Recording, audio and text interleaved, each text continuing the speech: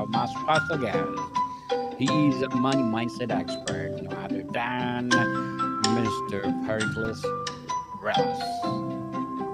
Thank you, Daniel. It's great to be here. Welcome to Book 101, Mr. Pericles, and can you please introduce more about yourself? Sure. My name is Pericles Rellas. I am a money mindset expert. I have been working with people for almost 30 years now to create a mindset around money that allows them to experience having true wealth, having true prosperity, joy, happiness, and at the end of the day, fulfillment in their lives.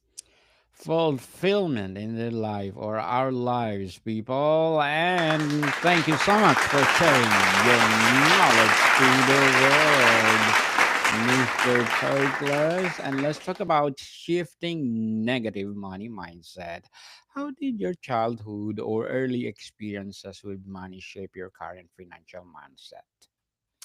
I think for the most part, we didn't talk a lot about money. And I think there are a lot of people in the United States that can relate to that, where money was just off topic. We didn't discuss it. You didn't ask about it. You certainly never Yes. asked people questions about money. And so I grew up in this bubble around money where we just didn't talk about it.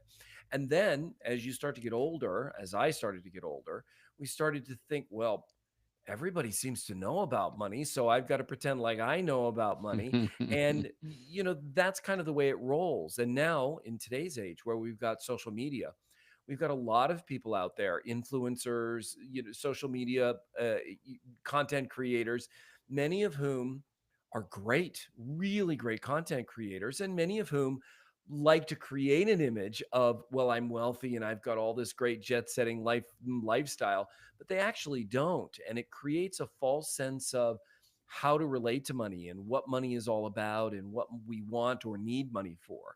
And so people start to chase after things in a way that has them struggling.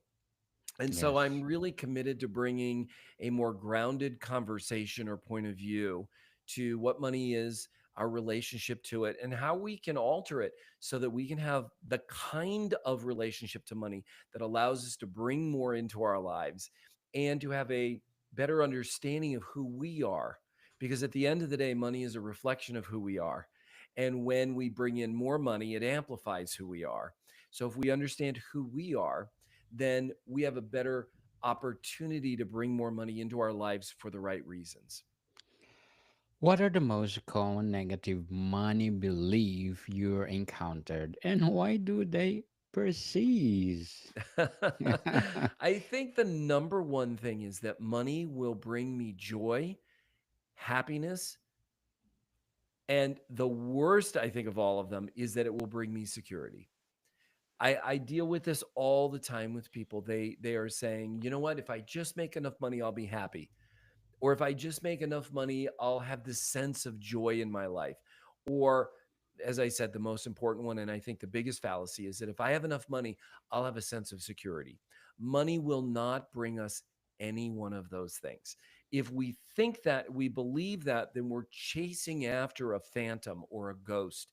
And we will end up on that hamster wheel where if I just have some more, I'll get this. If I just make more, I'll get this, and we keep chasing after something that it can never provide. So I think those three things are the top three negative money mindsets that I see that really impact people on a daily basis. There are a lot of other ones, but I think those are the top three.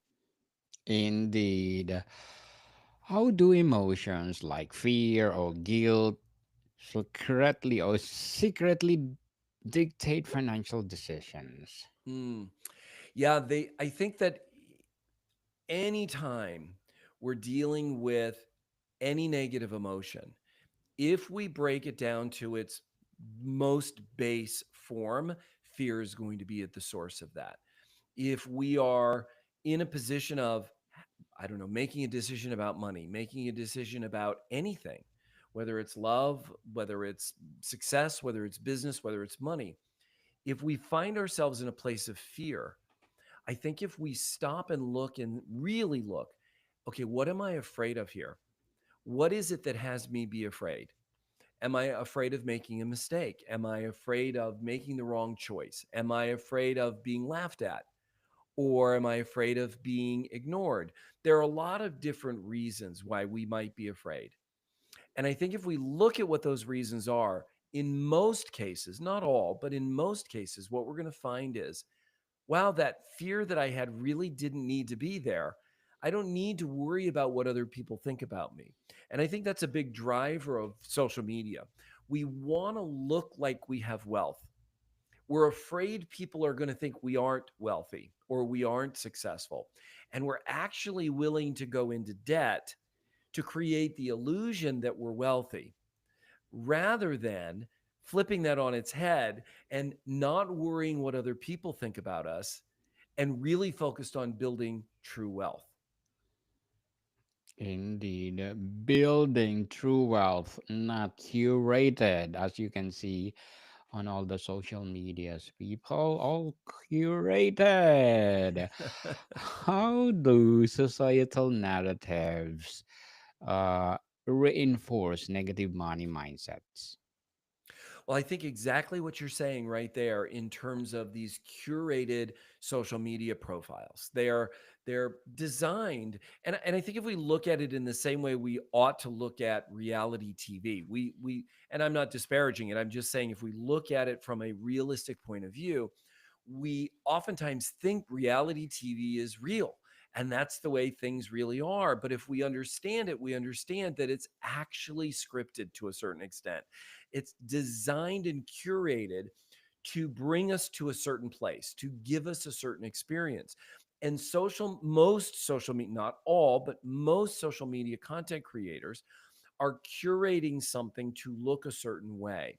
And when they do that, it can leave us with a false sense of what's real, what's true, what can actually move us to the next level. So these narratives are put into place, not necessarily, and again, this is not across the board. This is not with everyone. This is with some, where their intention is to get clicks, is to get followers, is to create that clickbait, as it were, that gets people watching. When we kind of cut through all of that noise and we really look at the brass tacks of it, is what I'm hearing providing value for me in my life? Is it actually making a difference? Do I see the results in my life if I follow what they're saying? And if I am, great, continue to pursue that. But if I'm not, are you willing to give up that desire for something that is bankrupt, for something that's genuinely going to be able to provide you with the value that you want? Meaning, wow, I have a better understanding of my relationship to money. I have a better understanding of how money works or what money is. And if that's where you are, great. And if it's not, can you give that up and then go find the thing that does provide that for you? Mr. Pericles, what practical steps can someone take today to start refraining a negative relationship with money? I think the first thing for all of us, anyone who's interested in this conversation to do, is notice when we have those negative conversations. And they can be so subtle and so quiet, just kind of whispering in the back of our heads, like money's the root of all evil. You'll never make enough money. You're not smart enough. You're not handsome enough. You're not pretty enough. Whatever that negative conversation is in the back of your mind, if you can catch that and notice it, bring it from that survival part of our brain to the frontal cortex where we're actually thinking about it, bringing critical thinking to it. That's the first step to breaking the power of any negative money conversations that we might have. And then it's really important that we start to alter that conversation. So we notice it, then we let it go, then we create a new conversation around money. And then we go out into the world and look for it manifesting in our lives. So it's four steps that I've created that allow people to shift any negative money conversation or any negative conversation in their life in a very, very short period of time. First is notice it, own it. That's my conversation. Second is let it go. I let this conversation go. I release it into the care of God or the universe or whoever it is that you want to release it to that's outside of you. and feel it moving away from you, even just a little bit. And then in that moment, in that space that gets created, what is the relationship you do want to have with money? For me, when I first started this work, it was really very clear for me. Money flows to me easily and abundantly every single day.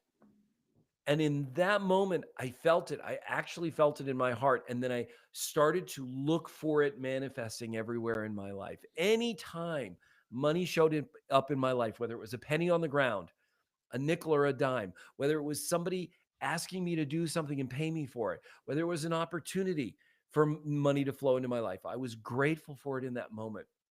And I acknowledged that new relationship to money manifesting in the world. So, taking on those four steps, the first one being the most important, is acknowledging the negative conversations we have around money. And then taking steps 2, 3, and 4 will alter your relationship with money in a very short period of time. Could be days, could be weeks, months, but it will be very, very quickly. Indeed, the money flow upon me. How can someone challenge and replace a toxic money thought, Mr. Mm. Pericles? Such a great question, Daniel. The the last thing we want to do when we notice a negative conversation in our heads is try to fight it, is try to challenge it.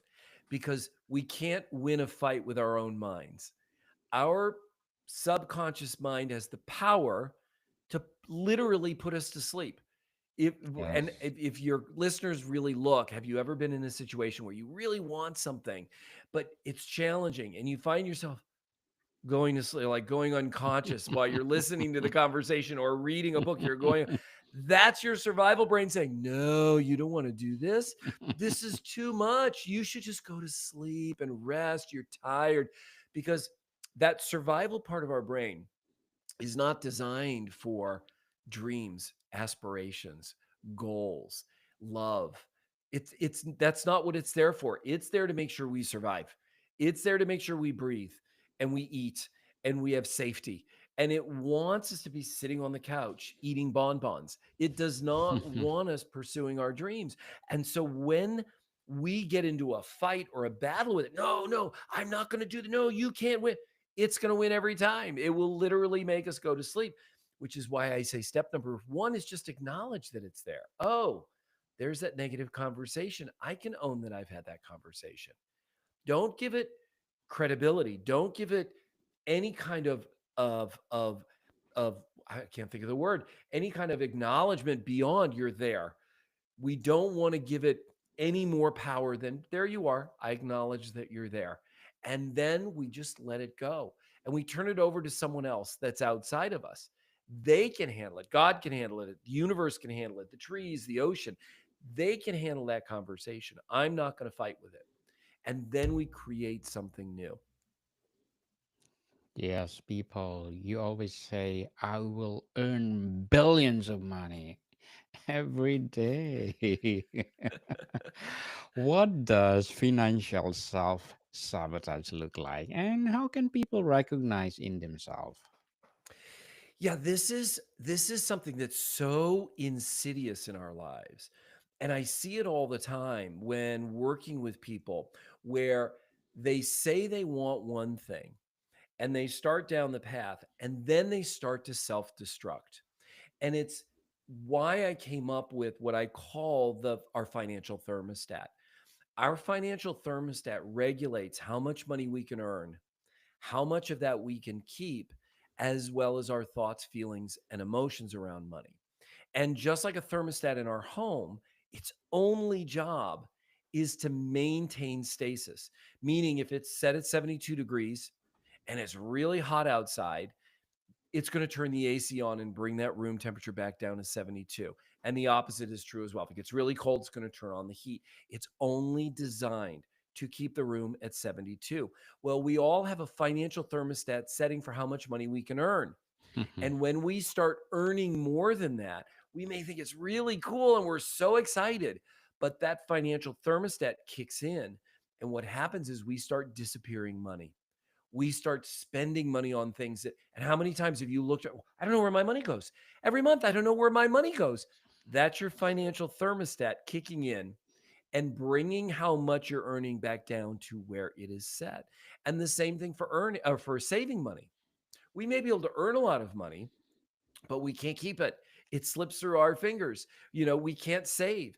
So we want to start to notice when we start taking actions that are inconsistent with us being able to earn more, being able to keep more, and having those negative feelings or thoughts or emotions around money. Anytime those things start to show up, that's when you want to employ those 4 steps.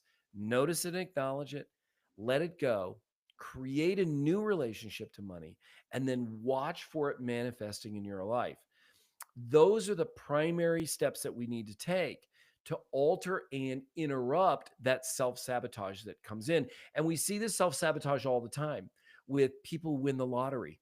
They win tens of millions of dollars. And what's the first thing they do? They quit their job. They Yes. start buying homes. They start giving away money. They start buying boats. They just start disappearing money. That is their financial thermostat kicking in. And that is also why 80% of all lotto winners go broke within the first 5 years. It takes them a little bit longer because they've got so much money, but Hmm. that financial thermostat just keeps disappearing it, disappearing it, and disappearing it. Totally agree with you, Mr. Pericles. Can positive money affirmation truly reward deep-seated belief? And can you please an example? Share an Sure, example. sure.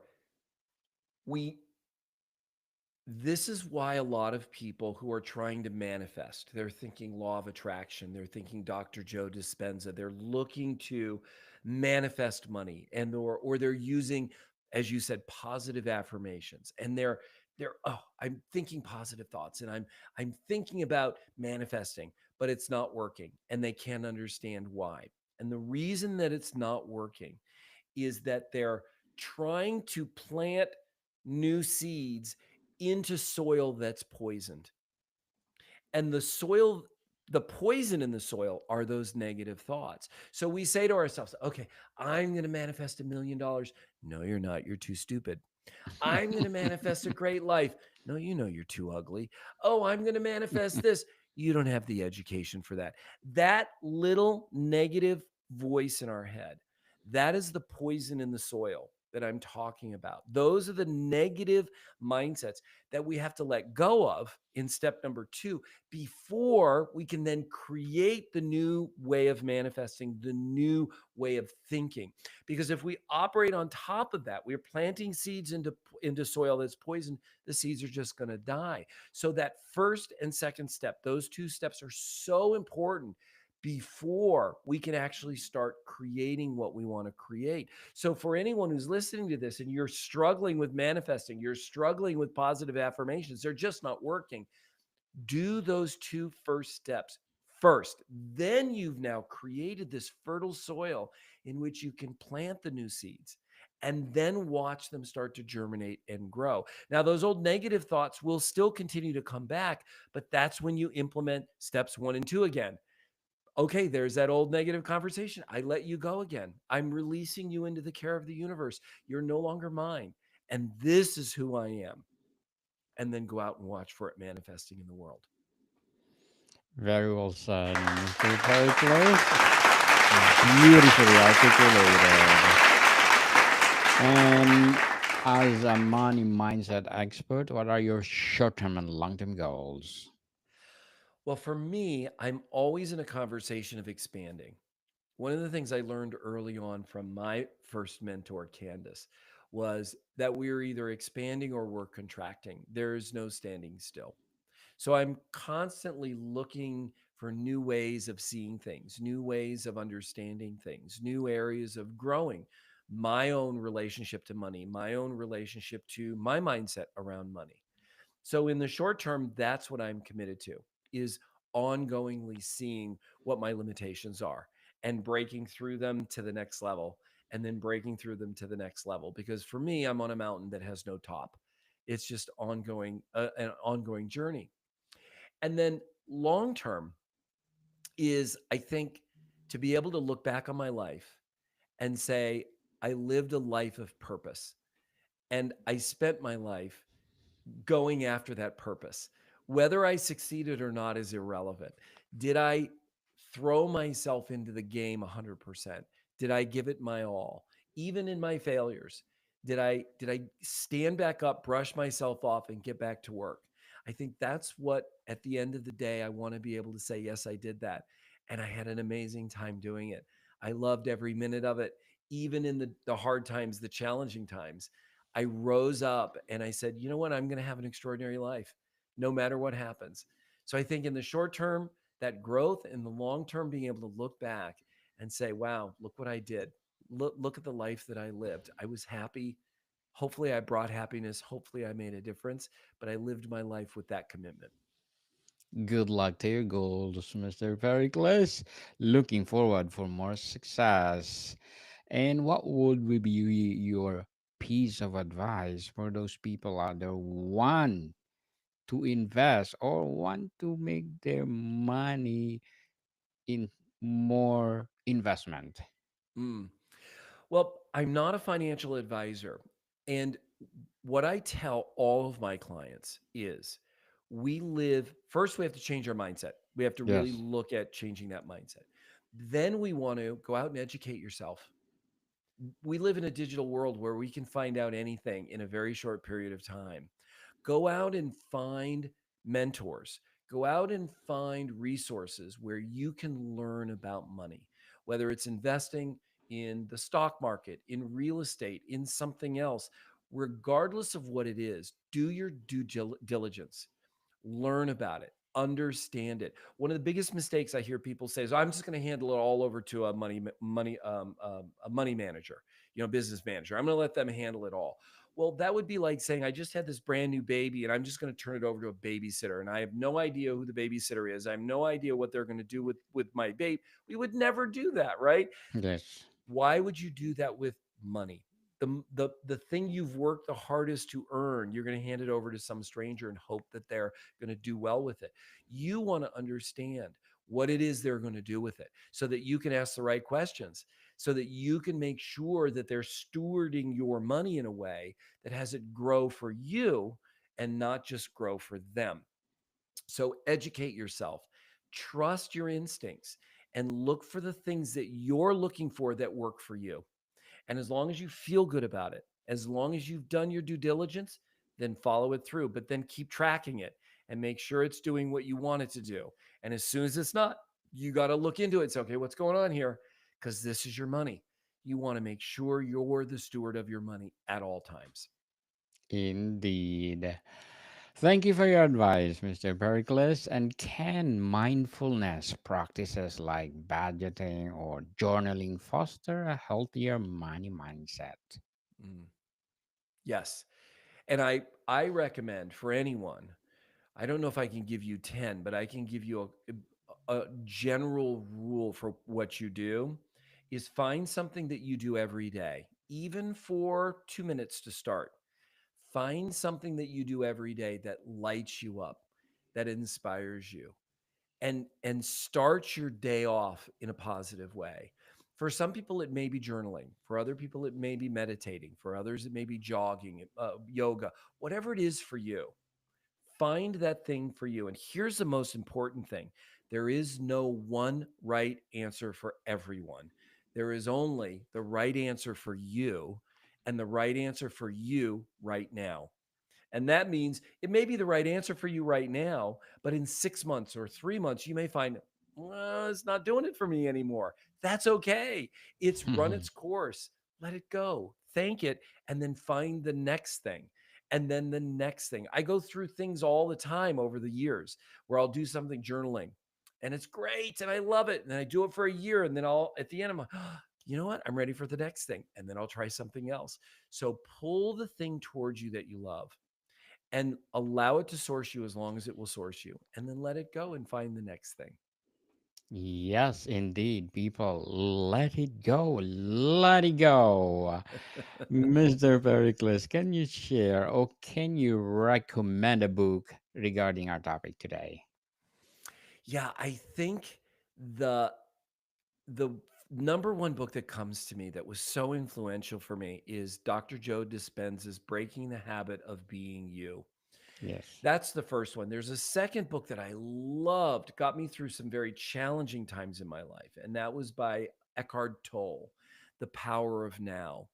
Those two books were extraordinary. And I love, and a lot of people may say, oh, I've read that book. Well, make sure that you haven't just read the book, but that you've pulled it towards you, that you've assimilated the information in it and actually are applying it. So those two books would be the two that I would recommend right out of the gate. Thank you for your recommendation, Mr. Pericles.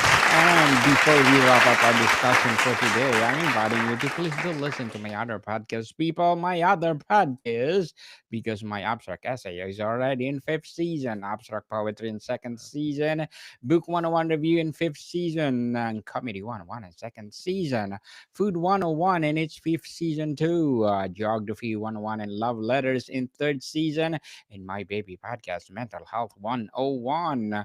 Movie 101 review, and Music 101 in its fourth season, and Science 101 and Sex 101 in its first season. Please listen to them wherever you listen your podcast. Mr. Pericles, how can someone enjoy spending money without guilt, even after financial trauma? Ooh, how can somebody spend money without guilt? Yes. I think having forethought before we spend money on anything. When we go out and we have an impulse buy, in other words, we're feeling bad and we decide, I'm going to go buy something to feel good, that is a recipe for having guilt after the fact. So, one of the things that's so important is be thoughtful before you spend money. And the best way to do that is save the money before you spend it. It's really easy to whip out a credit card and buy something because we're Yes. spending money we don't have. But when we actually save the money and you get to a place where we've got $100 saved or 200 or 500 or 5,000 or whatever it is, and we've got that money now sitting in our hands and we think, okay, I'm going to go buy something with this. We are so much more thoughtful when it comes to spending that money than we are whipping out plastic and spending money that we don't have. So, two things: be thoughtful. What is this thing going to bring into my life? How is this going to impact my life? Is it going to enrich my life in the long term, or am I looking for a short term fix? If it's a short term fix, it's probably not a good thing to buy. But if you can actually look at it and say, you know what? I'm going to love that thing. I'm going to love having it in my life. I'm going to love looking at it or using it or interacting with it for years and years and years. I can actually say that with authenticity. Then yes, that would be a good choice. But if not, then really think about something else. And then look to see, well, what am I trying to fill? Is there a hole I'm trying to fill? Is there something I'm trying to fix by buying this? And if that's the case, then buying something is not the answer. Something else is there that you can fill that hole with. Do I need somebody to tell me I love you? Do I need to feel a sense of security and confidence in my life? Whatever that hole is, there's another way for us to fill that thing that's missing. And if you can do that, you will have a lot of power and you will find you spend less money on things that are frivolous and less money on things that are worthless at the end of the day. And you will have more fulfillment in your life. And you won't have the guilt of spending money on something that you didn't need in the first place. Indeed, money flow upon us. Mr. Pericles Rellas, money mindset expert, thank you so much for sharing your knowledge to the world. So, can you please invite our listeners to support your business itself? Of course, I actually have a website, periclesrellas.com. And right there at the top is a free masterclass that I've created that's all about resetting your financial thermostat. So you can sign up, just click that link right there. Click here to watch my free masterclass. It will open up, enter your email, and you are good to go. It is a 27-minute video that will alter your ability to reset your financial thermostat so you can earn more, keep more, and have a greater experience around money for the rest of your life. Indeed, people, let's support Mr. Pericles Rellas because if you support him, more and more and more empowering coaching to come.